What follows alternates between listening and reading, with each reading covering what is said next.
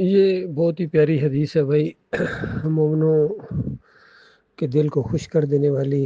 اور بھی کافی روایتیں ہیں ذکر اذکار کے حوالے سے۔ ابی بن کعب کہتے ہیں کہ جو کثرت کے ساتھ اللہ کا ذکر کرتا ہے وہ نفاق سے بچ جاتا ہے۔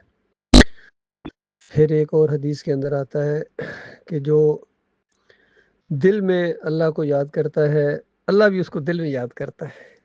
اور یہ بھی یاد رکھیں، جب ہم یاد کریں اللہ کو تو یہ بھی اللہ ہی کی توفیق سے ہے، گویا مالک نے پہلے یاد کیا ہے، توفیق دی ہے، خیالات کے اوپر اللہ کا اختیار ہے۔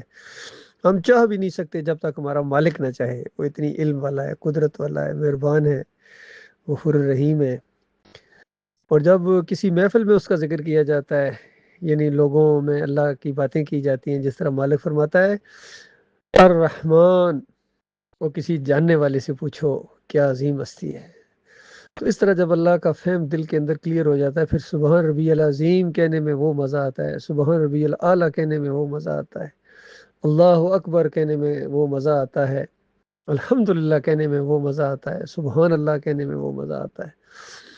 نبی علیہ السلام نے فرمایا یہ 4 کلمے ہیں، سبحان اللہ والحمدللہ، لا الہ الا اللہ واللہ اکبر، یہ مجھے پوری زمین کے اوپر یعنی ہر چیز زمین و آسمان کے اوپر، یا جن جن چیزوں کے اوپر سورج کی روشنی پڑتی ہے، ان سے زیادہ مجھے محبوب ترین یہ کلمے ہیں۔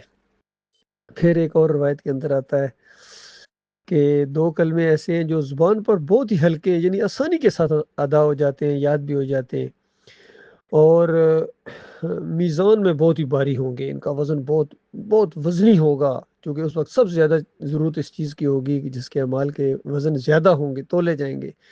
یہ کلمے بہت ہی بھاری ہوں گے 2۔ اور ہمارے مالک الرحمن کو بہت ہی زیادہ محبوب ہے، یعنی یہ کلمے جب انسان پڑھتا ہے شعور کے ساتھ تو مالک خوش ہوتا ہے۔ اور وہ بخاری کی آخری روایت ہے، سبحان اللہ و بحمدہ سبحان اللہ العظیم۔ کیا ان کے اندر یعنی حمد ہے، اللہ کی تعریفیں ہیں۔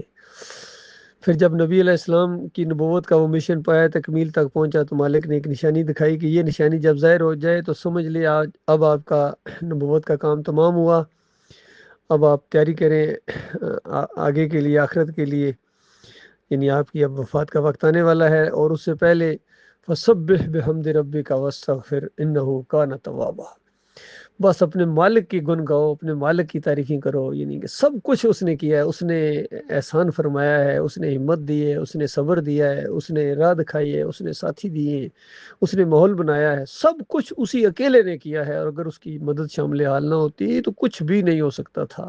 جس طرح اپنے مالک کی حمد بیان کریں، فسبح بحمد ربک واستغفر۔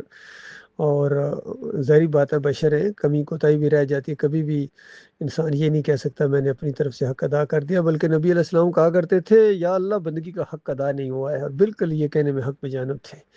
پھر نبی علیہ السلام نے فرمایا کوئی انسان اپنے عمل کی وجہ سے جنت نہیں جا سکتا ہے مگر اللہ کی رحمت ڈھانپ لے گی۔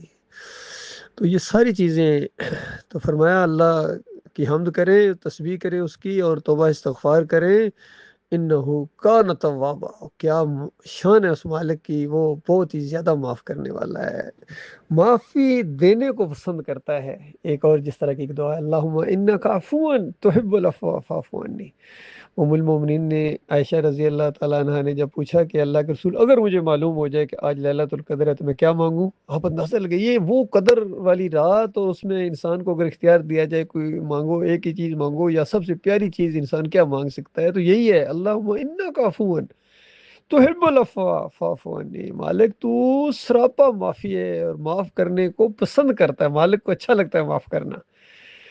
اور ہماری یہ سب سے بڑی ضرورت ہے، مالک مجھے معاف کرتے ہیں۔ تو یہ کتنی پیاری دعائیں ہیں، یہ اسی طرح کی بات ہے کہ مالک کو دینا اچھا لگتا ہے، جو مالک سے سوال نہیں کرتا مالک اس سے ناراض ہوتا ہے۔